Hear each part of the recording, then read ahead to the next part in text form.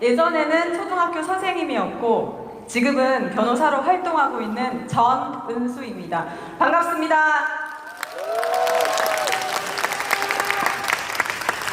오늘 여러분들에게 저의 과거와 현재 그리고 미래에 관해서 간단히 들려드리고 싶습니다.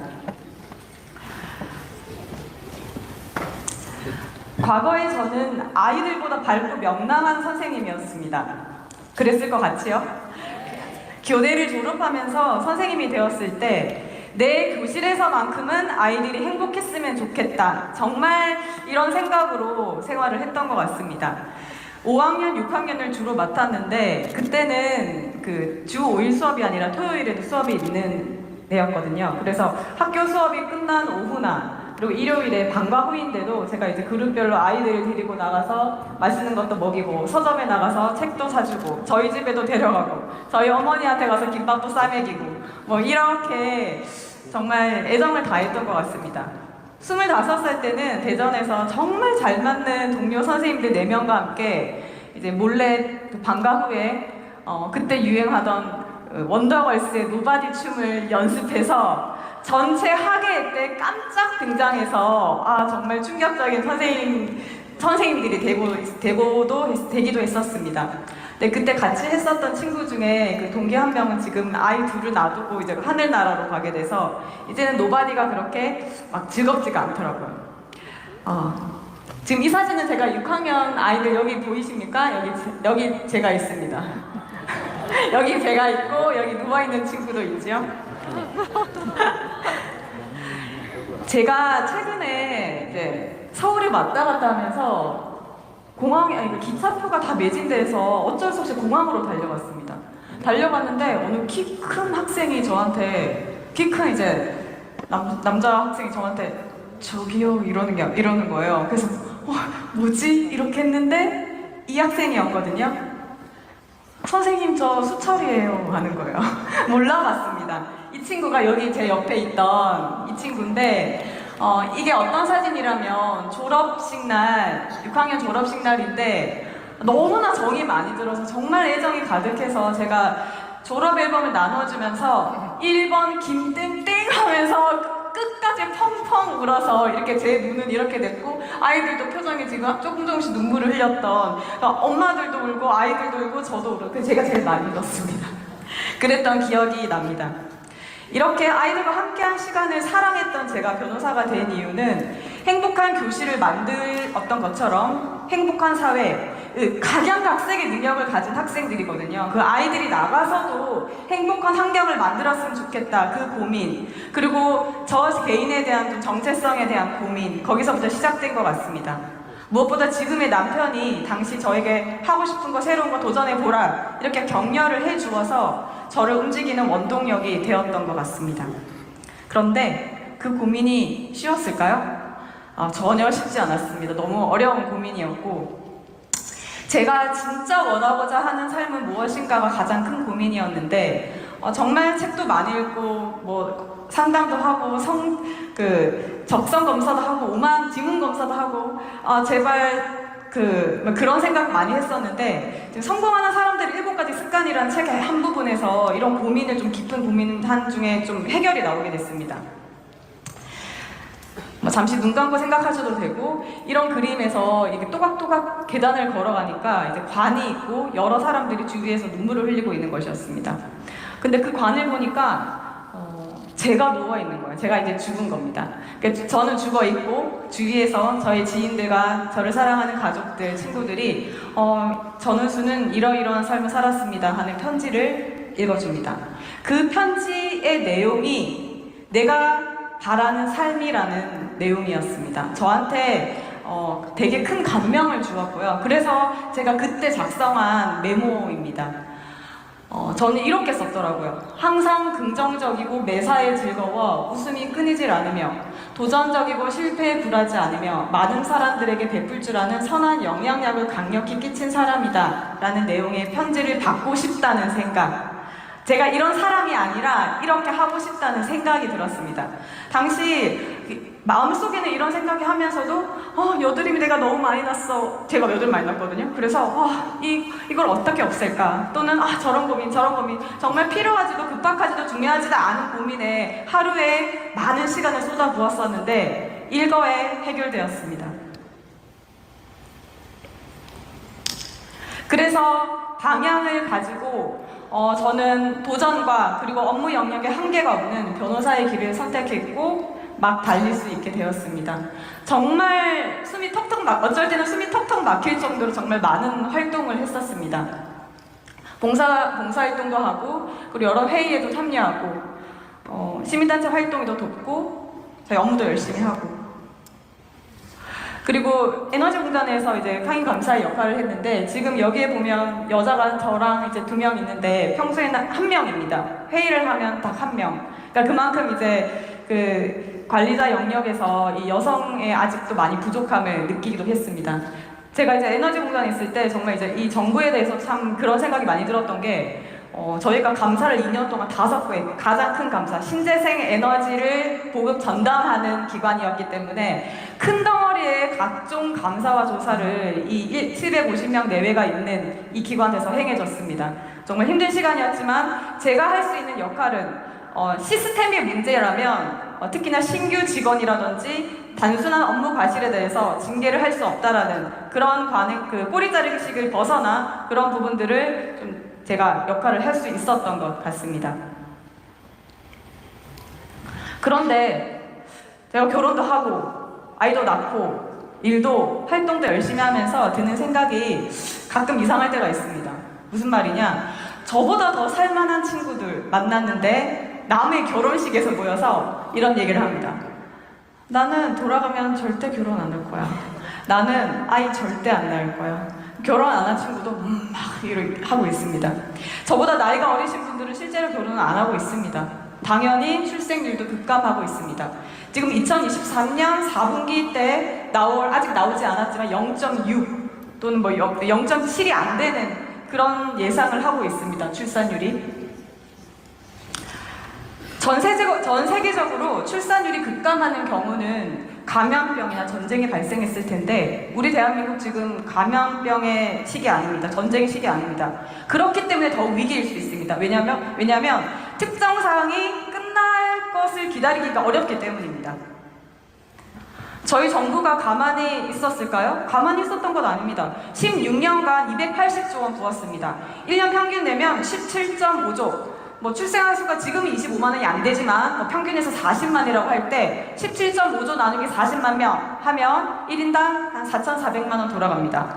그러면 그때부터 만약에 한 명당 4,400만 원을 지급했다. 그럼 좀 달라지지 않았을까 하는데 그런 생각이 드실 수도 있죠. 그런데 이 예산에는 문제가 있습니다. 이 저출산 대책 예산이라는 것이 전세 자동 대출 금액도 포함되어 있고 그 다음에 미래사회 대비 디지털 분야 미래형 실무 인재 양성 이 예산까지 다 포함되어 있습니다. 즉 저는 제 생각에는 진짜 노력을 하지 않았다. 진짜배기 노력을 하지 않았다라는 생각이 듭니다. 프랑스의 경우인데요. 육아 지원, 돌봄 정책 지원 중심의 효과를 얘기하기 위해서 프랑스를 우리가 얘기를 많이 합니다. 프랑스의 경우에는 구종 지원 정책이라고 해서 상당한 가족 수당을 모아서 지원을 합니다. 그리고 시민연대 계약 팍스라고 해서 이제 가족제도도 이제 동거의 유연성과 결혼의 보장성을 결합하는 그런 제도들을 이야기하고 있고요. 그런데 이것을 우리나라에 똑같이 도입한다고 했을 때 과연 그 효과를 볼 수 있을까요? 많은 사람들은 좀 부정적으로 보고 있습니다. 이 프랑스가 이렇게 가족주의 전통에 기반하는 그런 문화이기 때문에 이를 기반으로 하는 가족수당 정책이 유효하다는 것입니다. 이에 대해서 제가 소득격차 얘기할 때 한 번 더 말씀드리겠습니다. 그렇다면 대한민국 저출생의 원인, 그 키워드는 저는 격차라고 보았습니다. 우리가 경쟁에 대해서 얘기를 많이 하는데 이 자본주의 사회에서 그리고 노력하는 사람이 조금 더 가져간다는 거에 대해서는 우리가 인정을 하고 있습니다. 하지만 그 경쟁에서 이기고 승패에 대해서 너무나 큰 격차가 커진다는 것, 그게 문제라고 생각했습니다. 저는 그 격차를 3가지로 소득 격차, 그리고 교육 격차, 지역 격차 이렇게 나누어 보았는데 소득 격차에 보면 똑같이 일을 해도 대기업과 중소기업의 격차가 지금 2배, 3배 더 늘어가고 있습니다. 한 가지 더 붙여서 아까 제가 육아 지원 정책 했는데 우리 육아 지원 정책 현금 늘려야 됩니다. 육아휴직 기간 늘려야 됩니다. 아빠 의무화해야 됩니다. 그런데 실제로 이 정책만 그 현금성 지원과 육아휴직 기간만 늘리면 중소기업은 전혀 못 지키고 자영업자 못 지키고 대기업 공공기관만 지켜질 수 있는 거기서 격차가 더 일어난다는 사실 그런 부분에도 저희가 반드시 간과해서는 안 된다는 것입니다. 두 번째는 교육 격차입니다. 사교육비가 대부분이 양육 비용의 격차인데 이거 저희가 많은 사람들 얘기하죠. 사립 유치원 이번에 지원금을 하게 됐습니다. 그러니까 유치원 안 보내서 우리 삶의 질이 높아졌네? 우리 가정 삼겹살 하나 더 먹겠네? 이게 아니라 학원 하나 더 어디 보내지? 그런 고민을 한다고 합니다. 실제로 제가 들은 이야기입니다. 그런 부분들, 격차가 계속 벌어지고 있다는 거. 지역 격차, 수도권이 과밀 집중되고 청년들은 거기로 이동하고 저희는 지방을 소멸하고 그런데 저는 이 격차들을 지역에서 해결해야 된다라고 보았고 그게 바로 국가균형 발전에 우리가 반드시 올인해야 된다는 것입니다. 수도권은 1000대 기업 본사가 86.9%, 100대 기업 본사가 91%, 신용카드 사용액이 75.6%입니다. 다 몰려 있습니다. 지역별 대학교 숫자를 보면 더 처참합니다. 서울특별시만 해도 48개, 울산만 볼까요? 4개, 종합대학으로 지금 1개밖에 없습니다. 누가 남아 있겠습니까? 그래서 이 초저출산 문제를 국가균형 발전으로 해결해야 되는데 이게 불경 메가시티 그리고 더 크게 영남권 그랜드 메가시티로 해결해야 된다는 것입니다. 그리고 이 60년, 70년대부터 만들어왔던 우리 조선자동차 석유화학공단의 중심지 산업수도의 핵심인 울산은 그 핵심 도시가 될 수 있다는 것입니다. 그 핵심 도시가 되어야 되고요. 그리고 이 울산은 아까 산업수도로 되어 있는데 지금 산업의 전환이 시급한 상황입니다. 에너지 산업으로의 전환, 그리고 산업과 연계된 교육, 산업과 연계되지 않은 교육이 아니라 산업과 연계된 교육, 그리고 그 밖에 의료, 문화, 주거, 교통 인프라가 갖춰져야 된다는 것입니다. 그런데 이러한 상황에서 전 당대표 김기현은 서울시가 편입을 추진했습니다.